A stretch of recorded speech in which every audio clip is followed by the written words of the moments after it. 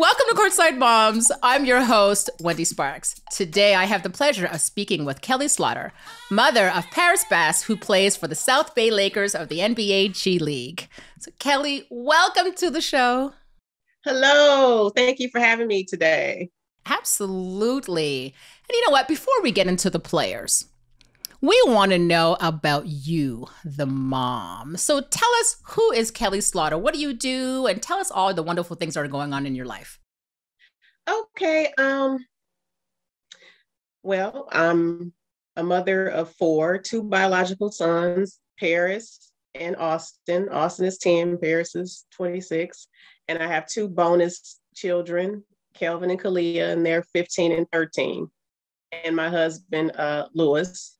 And right now, of course, I'm a basketball mom, but I'm also a police sergeant with the Detroit Police Department. So I'm pretty busy most of the time. Wow. And former basketball player as well. So we are a basketball family. Oh, okay. We're going to have to tap into that very soon. Okay. Now, it's funny because Paris has his TV time, but Mama has her TV time too. So you want to tell us about that?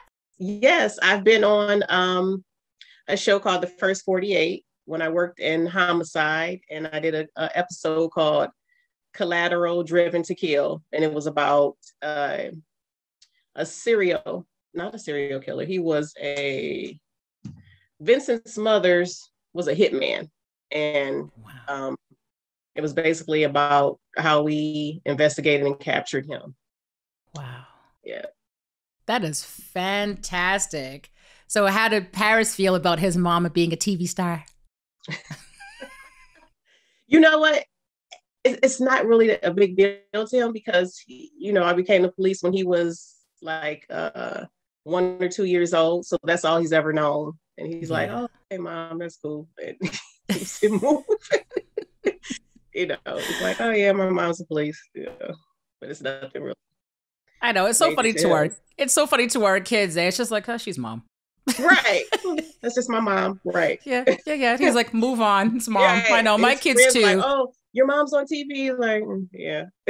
But that's how he is. He's like, I see her every day. You guys see her on TV. That's great. Anyway. Right. Yeah. Right. He's like, you coming to the court or not? So right. You coming to my game? Yeah, that's what he cares about. I love it. So share with us your earliest memory of Paris playing basketball. Okay. So he used to watch me when he was about 4 or 5 years old when I was playing in recreational leagues. And at halftime, he'd be out on the court shooting around and with the other little kids. And I started him playing at 8 years old at the YMCA. And he caught on pretty quick. His coach was like, this is my child prodigy. And he was basically, at that time, he was average height. So he was a point guard and, played the guard position. So he had pretty good ball handling skills at that age. Later on, he grew to be 6. I think he's 6'9.5" now. So, but he's I guess what they would call a point forward because he's so tall. He has ball handling skills because that's what he did as a kid. But yeah, the earliest memories were around that time at 8. And then from there, we went and started AAU basketball at 12 years old.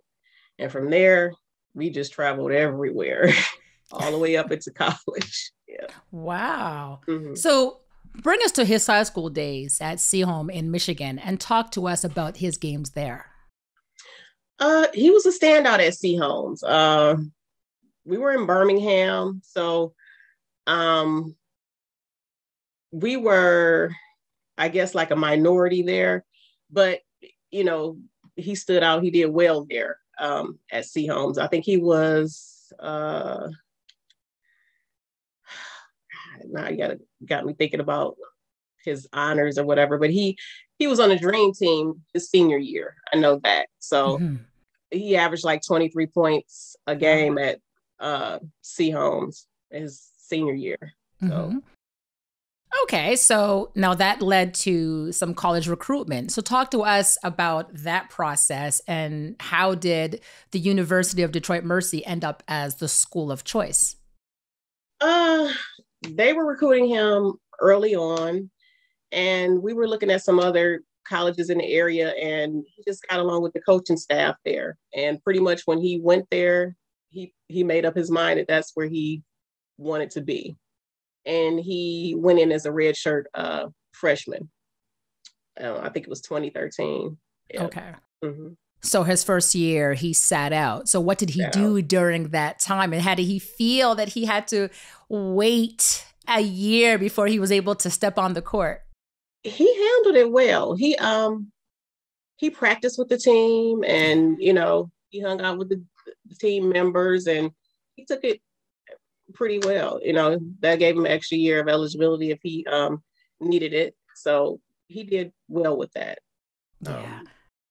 Yeah, I remember my son, when he switched from University of Pitt to UNLV, he had to redshirt for a year. He did. Oh, it was so long, so long, so long. And that year, they came to Canada, because we're from Canada.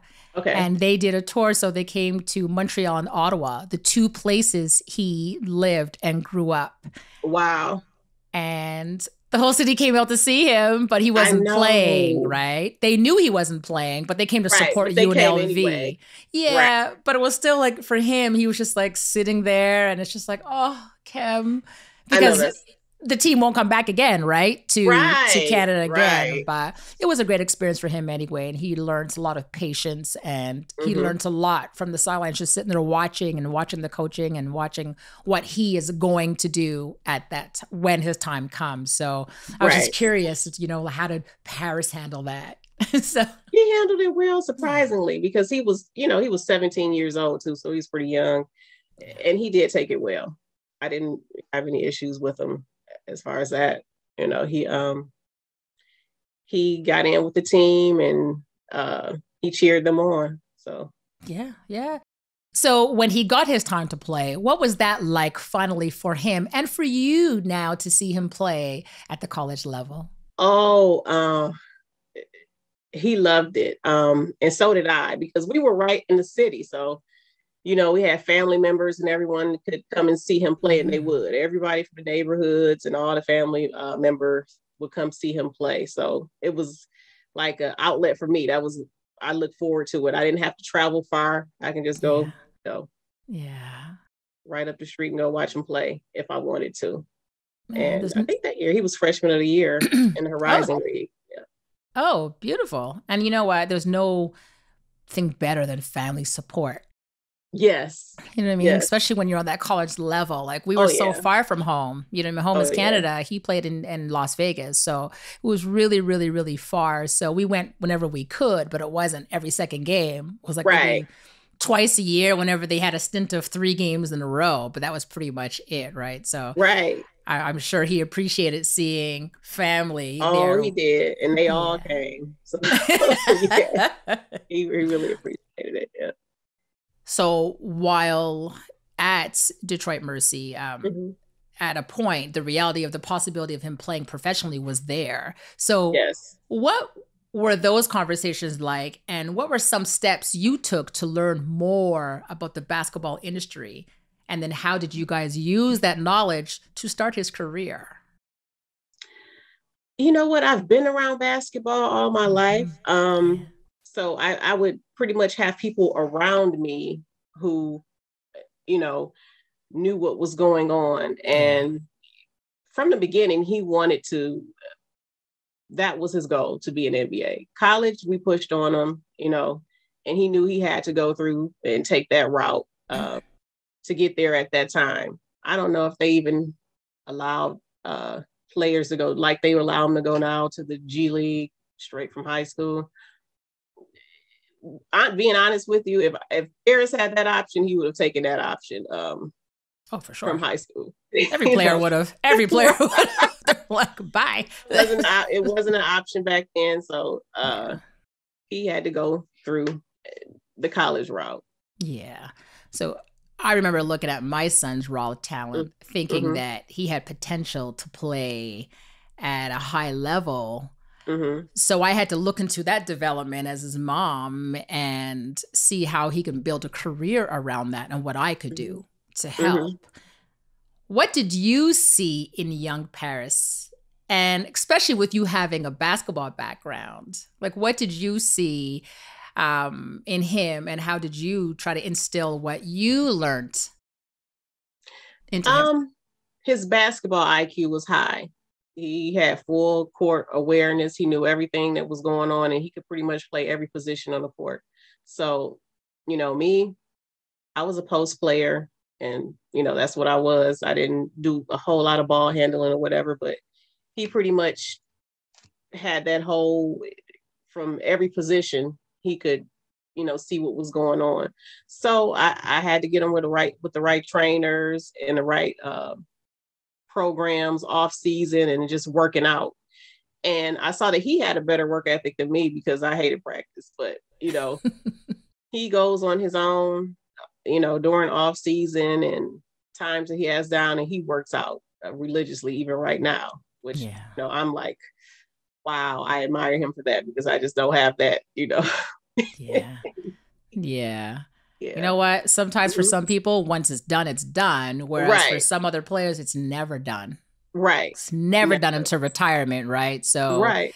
And especially with our boys, I mean, they have to keep on every day. We can clock out. Like you're saying, like, I go home and I chill and that's it. But for them, after a game, they go home and they're still training and they're still building up their bodies and they're still making sure they eat right and they're still making sure that they're ready for games. And it's tough. It's like never ending, right? Never. And I call him now. I'm like, what are you doing? I'm getting ready to work out. I'm getting ready to lift. Everything is surrounded by basketball because he has that goal of being there and staying there. Amen. Yeah, that's exactly right. Being there is one thing, staying there is something different, right? It is. Absolutely. So now we're still in college. Paris ended up leaving college early. Did this change his focus to get to the NBA? Did this change how he would enter the NBA as well? It didn't change his focus, maybe just how he would. He ended up going overseas and he played in Italy. He played in China, Taiwan, Dominican Republic, and Puerto Rico. So he spent the next 6 years just playing basketball overseas. And he did well. He was MVP in a lot of those different places. And he just told me one day, I said, well, are you ever going to make a run again, for the NBA? And he goes, yeah, I think I'm going to do it this year. I'm going to go ahead and try. Because, he did the G League 1 year, D League. Right. Yep. And, at that time he was young. I think he was maybe 19 or 20 years old. And he didn't get much playing time, so they couldn't really see his talent. Yeah. And, he just went back overseas and, did well there. And the money they were making then wasn't a whole lot. So he was like, I'll try it again, but, I'm making more money overseas than I would in the G League. So this year he said, I'm going to save my money and, I'm going to go try out for the G League. I said, okay. And that's what he did. And he walked on to South Bay and made it. You see, and that's the thing. My son did the same thing. My son went undrafted, which we'll get to, and we'll get to the draft after. But my son went undrafted, and he ended up playing in the D League. Right. And he did very well. However, like you're saying, he was like, well, hold on a second. Maybe I can maybe I can expand. At the beginning, he was like, no, I want to stay close. But then after, like, well, this is your career.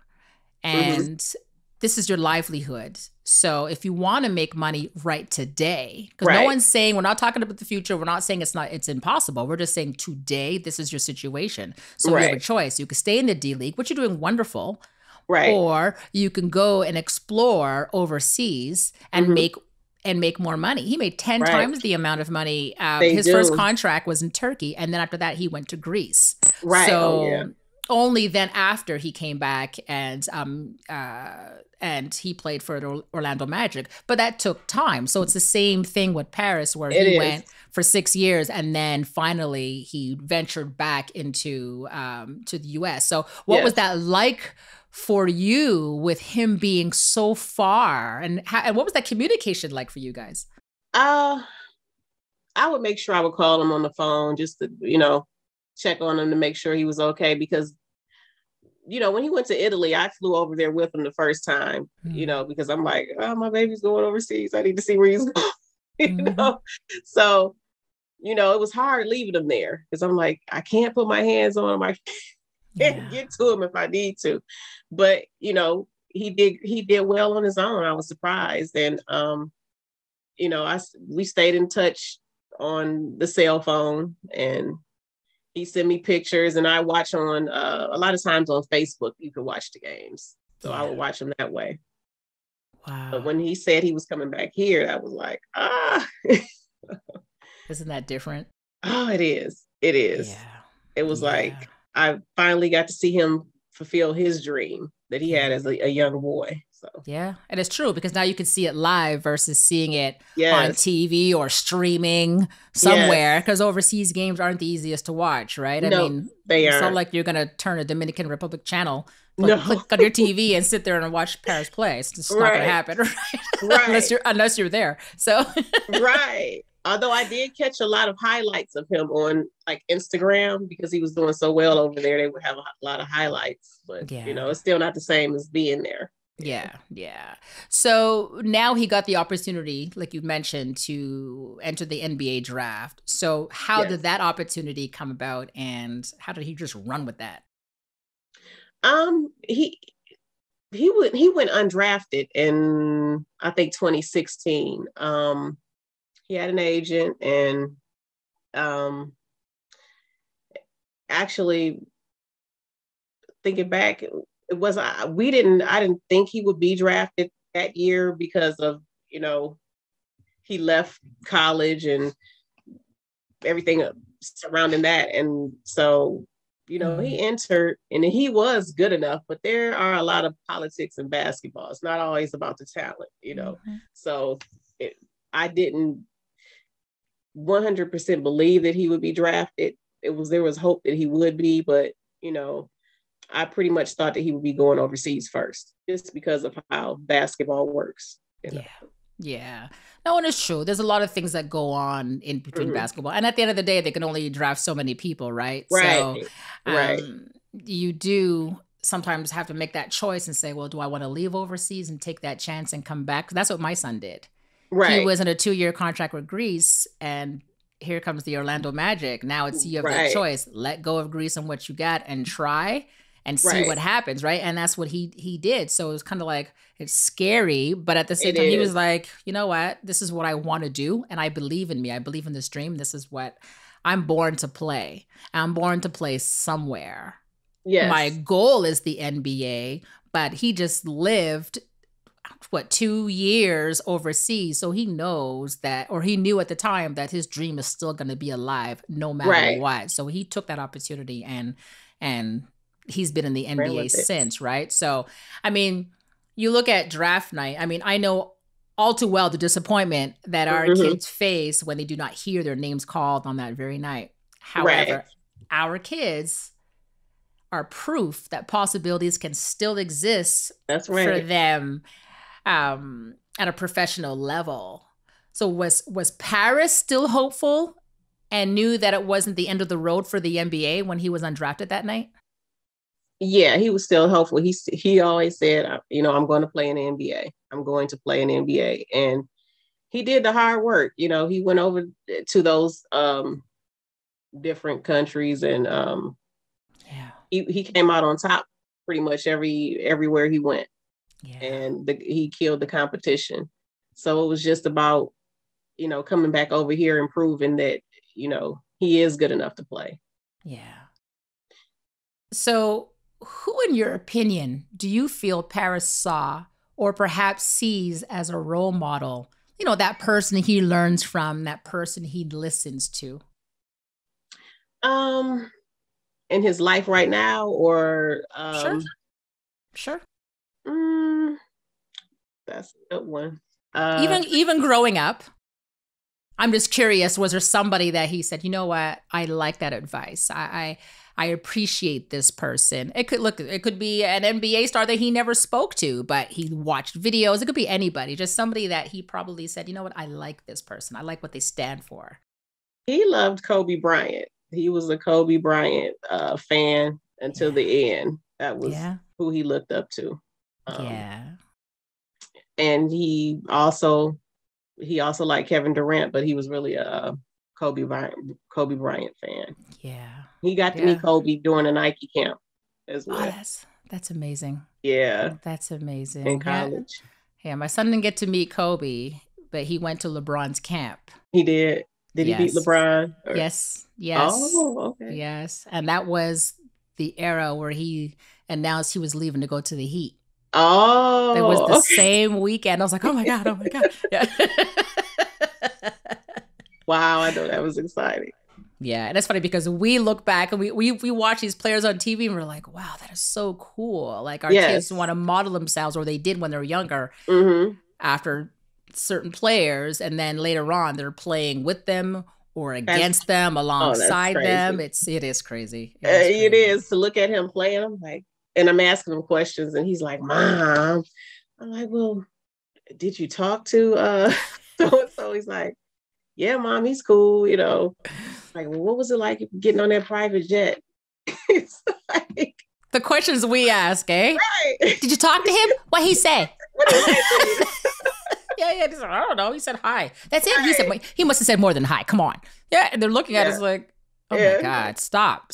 What did he say? Did he say like the way he played? You know, he's like, Mom. I know. Kelly, we're just going to have to go find them ourselves. And whoever we want to speak to, we're going to have to go find them ourselves and just say, listen, I'm an NBA mom. Yeah. And I got a question. I'm sure they'll love us. Yes. So now Paris got that opportunity to come back. Right. So tell us about that. What was that like? First of all, where was he when he got that call and was told, you have an opportunity now with the South Bay Lakers. You can come back. I think he was still in Puerto Rico at that time. And he told me, Mom, I got to try out with the Lakers. I was like, what?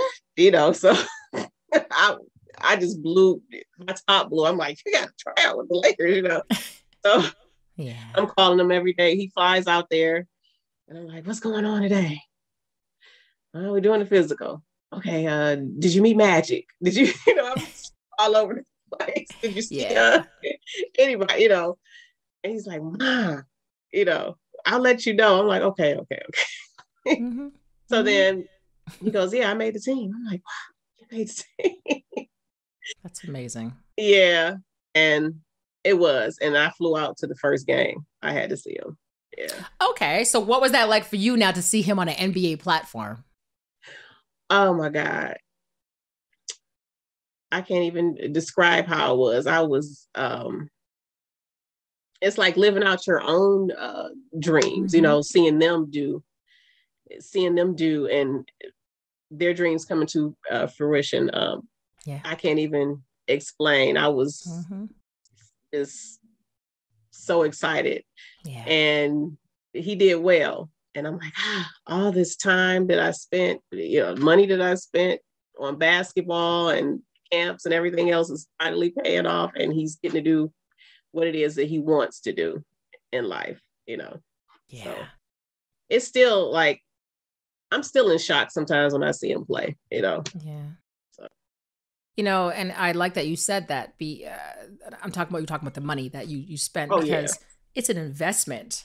It is. You know, time and money to get our kids forward and further, right? So I love that you mentioned that because people don't understand. Sometimes they just think that these kids get free rides. So no. It's not the same for everybody at all. And some parents can't afford it. Some parents don't have resources. So what happens? Does that mean the kid just falls on the wayside? Or does that mean, you know, we get out there and we figure out a way to make that happen? Because we realize this is true. This could actually go somewhere. You know what I mean? So for me, just the investment alone is nothing. Right. It's absolutely nothing, Mm-mm. because now I look at where my son is. I'm like, wow, Yeah. wow, all those Yeah. pennies. It's I'm all right. telling you, all the fundraisers and, Mm-hmm. you know, just having to call off or get off work just to go out of town just to watch him Mm-hmm. play, because I was one of Mm-hmm. those moms like, I don't trust him around everybody. So I Yeah. have to be, when we're doing AAU, I would pretty much, I would go whenever I could, you know. You And then I didn't. wanted to see him play. Yeah. Yeah. I'm like, of course, you're the police. Of course, you don't Right. trust people. I'm sure whatever team he played for, everybody was good. They're Right. like, They is your could mom come to my coming? house, but no, he wasn't going to their house. Yeah, yeah. They're all like, is your mom coming to the game? Great. Yeah. Mm-hmm. Right. So a lot of hard work goes into playing pro basketball, and there is so much that people don't see. Mm-hmm. So tell us about Paris and tell us what his fans don't see. Uh, I guess his like I said, his work ethic Yeah. is, off the charts. He is seriously out there working out, and when he's not, he got a couple of 10-day contracts with the Suns, and I would call him. He didn't play much because the Suns were like the number one team in the NBA, but although he wasn't playing for those 20 something days, he had the coaches working him out the whole time, Yeah. and Yeah. was like, wow, Paris, that's great. I'm glad you have that, work ethic. And he's one of those players who believes in doing the work, Yeah. get there. Yeah. So, Well, good for him. Good mm-hmm. for him, because you know what? Everything he does just will allow him to eventually get to where he wants to be, right? Every step, Right. everything they do matters. So I'm glad that he still has that focus. And he, you know what, getting called up for 10 days and sitting there, at the end of the day, Right. they could have chosen anybody else to call up. So Right. there's something about you Right. that they saw that they'll use if that time comes. If not, that's all right, because they know Right. that you're there. So Mm-hmm. good for him. Such a tough road, a tough journey. But he made it, and that's all that counts. And Yeah. Yeah. Like we were saying before, getting there is one thing, staying there is another, right? it So, is. Yeah. I mean, he was doing very, very well. Young Canadian, now he gets back to Canada. Now he's like one of the oldest players on the team. He's the Mm-hmm. vet, but yet the quiet vet. Mm-hmm. And now he's suffering through some injuries, right? So, Right. of course, now the fans, they hate him. Now they're No. going through that whole, he should be traded, he's terrible, he's garbage, blah, blah. So it's tough Oh, for the they do player, that all the right? time. Yeah. Yeah, yeah, yeah. I wanted to ask about it, but I was like, not today. Because it would just made me Right. mad. You know what I mean? I would be Yes. like, ugh. So I'm like, you know what? No, not today. Oh, It's tough. It it really, is. really is. And we see our kids go through this all the time. Like, the fans are great, and then there's times where they're And then not. they turn on you. I read some things about Paris, and I'm like, and I want to say, it's something you want to stay out of the, what they're saying in the messages or whatever, because I want to go in and say some things. I'm like, you don't know my son, but hey, But sometimes we can't, as mm-hmm. we don't want to be that parent. Right. Like another mother said, do not create a viral moment. Right. And for us, it's not a viral moment, it's the truth. It is the truth. But Right. no matter what we say, no matter how soft we say it, they're going to Mm-hmm. see it as mom coming to the rescue. They will. Yeah. And it just sucks. So that bothers me. Oh, I know it does. I know it does. And I'm praying that he gets through it, because these fans are like fair weather, friends. There, whenever you're doing well, they love you. But if something happens, I'll get rid of them. Yeah. Yeah. So, can you tell us what is the most difficult and frequent challenges you come across as a mom, professional basketball player? I guess people believing that you have tickets or something for these events, and like, oh, you think you can get me in here? I'm like, no, I'm trying to get in myself, Like, oh my Yes. God. And just newfound friends, like, oh, you're my friend now, Thank you.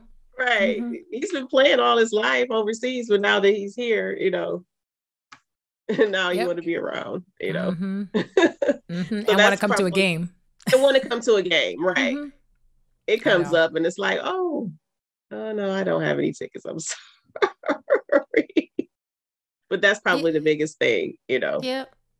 I get requests all the time. You have to remind them, this is not the Paris Bass Arena. Right.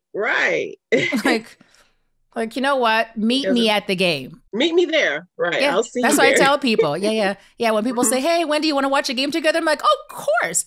Meet me at the game. Let me know where you're sitting. Right. Yeah. I tell them all the time, and I'll come see you. Right. Never hear from them again. Never hear from them again. No. Never. Well. Like, what? It's not my arena. Yes. It's not. They don't understand it. I'm like, no, he doesn't have his own section. So I'm sorry.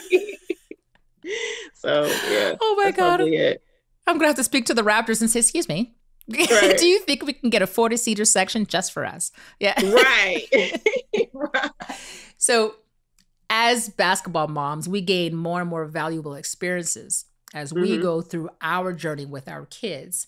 Can you share with us your experience and how it has impacted your journey so far? My experience as being a basketball mom.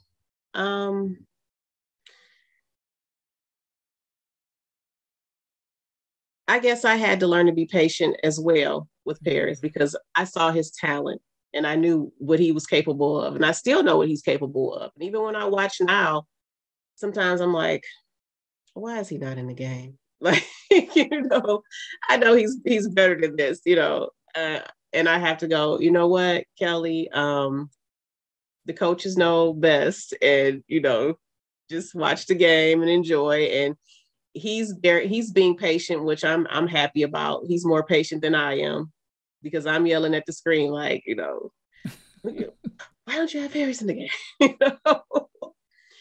And, that's probably the hardest part, knowing your child and knowing what they're capable of, and having to watch them go through the process and come through the ranks. And, even though you may see that your child may be better than a lot of people who are out there, but they still have to go through the process. So that's probably the hardest thing for me. Yeah.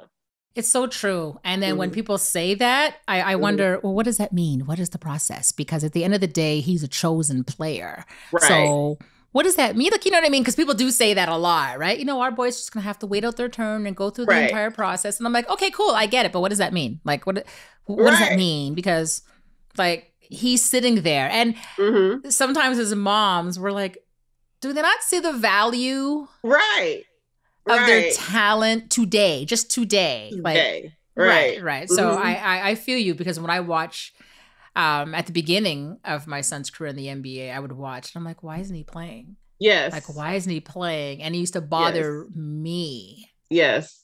And I get calls. People text me during the game. They have Harris in the game. And I'm like, I don't know. I'm not there. I'm not talking to the coach. I'm going to call the coach. I'll call you right back. Let me ask. I know. People just ask the silliest things. They do. How come they're not playing him? I don't know what to tell you. I don't know what to tell you. Right. Yeah. He's there, so. Yeah. I get that a lot. And these are the experiences that we go through as mothers, and the goods and the bads, and you know what I mean? So do you have to date a very memorable moments? Like what is the most memorable moment you have just now to date, from the time he started playing up until today? I'm sure you'll have some down the road, but so far, what is that your favorite memory now? I guess now would be when he made his first 2 NBA points while playing for the Suns. He dunked. It was a dunk. I was like, yes, your first 2 points was a dunk, See? So, I went wild. And that was like, probably the most memorable right now. Yeah. Absolutely. You're probably sitting there saying, I told you he can play. Yeah, right. All you have to do is let him play, right? Yeah. And that's amazing. So you know what?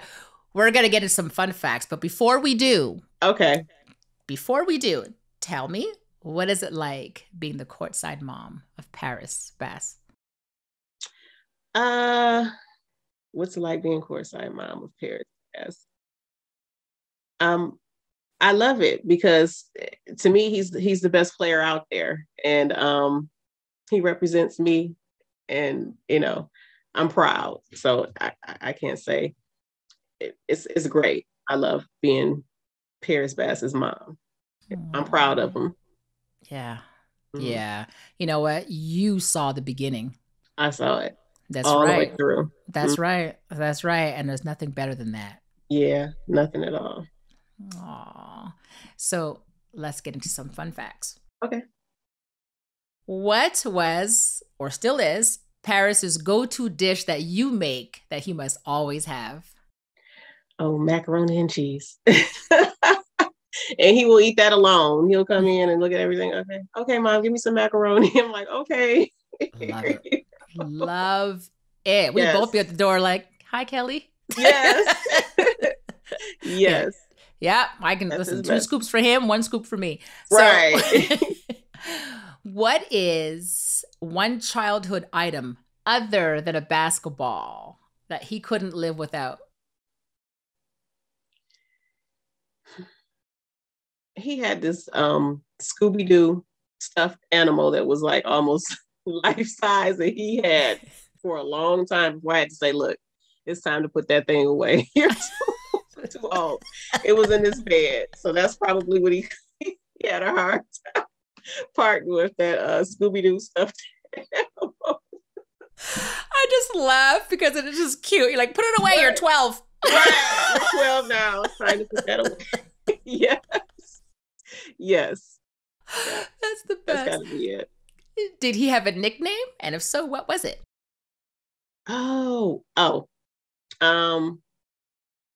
Gunner. Yep, young Gunner. They when he was playing basketball, they would call him that. Yep. Okay. So now let's get into some advice questions. Okay. So we already know what you do. So now, what advice would you give to another courtside mom about dealing with a coaching decision that she does not agree with?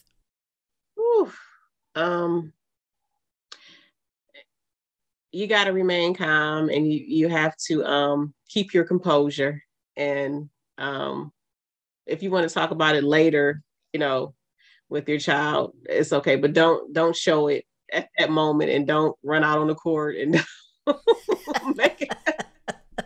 don't make a scene for your child at the game. Mm-hmm. Because there's been plenty of times that's happened before. Oh yeah. I've seen melees before where referees, coaches, and everybody were going at it at kids' games. Wow. Yeah. So when that happens, like, are you now Kelly the mom, or are you Kelly the popo? Like, what do you do? I'm probably a little bit of both. I'm like, come on, let's go. Let's get out of here. We had a game when he was at Seaholm, when they played, I forgot what school it was, but the kids wanted to fight them after they won. So, I had to, we were at our car, and they, came out and confronted us, and I told him, get in the car. And stood by the car, was like, you're not going to do this, not today. And they walked away. Wow. Yeah. Incredible. So I was his protector for sure. Amen. Amen. I wish I had little fake sirens that I could. I'll be like, they're coming. Just put it on top of my roof of my car, and they all of a sudden everybody just disperses, right? Right. Yeah. So, what advice would you give to a player on how to deal with a tough teammate? I would say, because I've had to give Paris some advice on teammates. Try to include them more on the plays. Usually it's something in basketball, usually it's something about that person feeling not like they're not included, or, they're not the focus. Yeah. So you got to try to include everybody when they're out there. When you're the star of the team, or, when you're a good player, you got to include those other people too. You got to get them involved when you can. Yeah. And my last question to you is, if you could only give one piece of advice to another courtside mom, what would that be?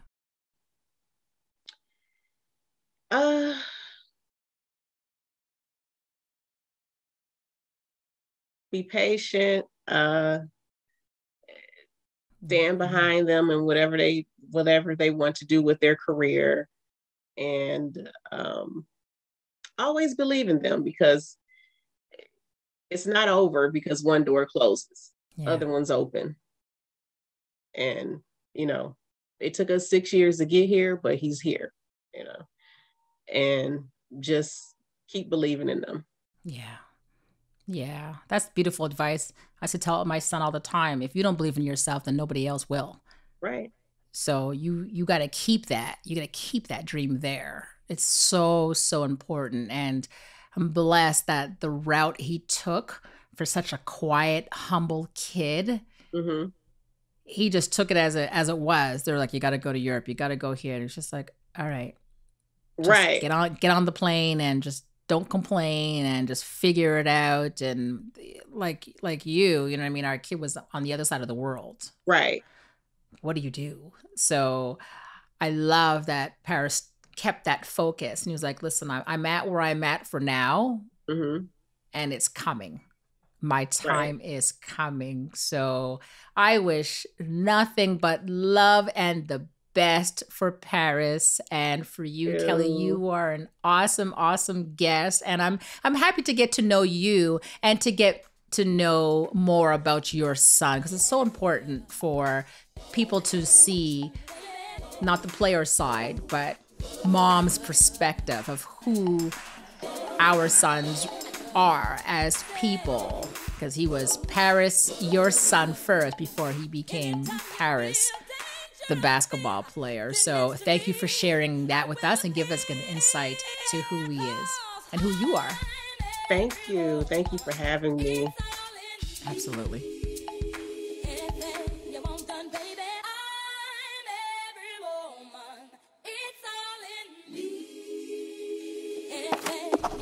Baby, I do it naturally. Whoa.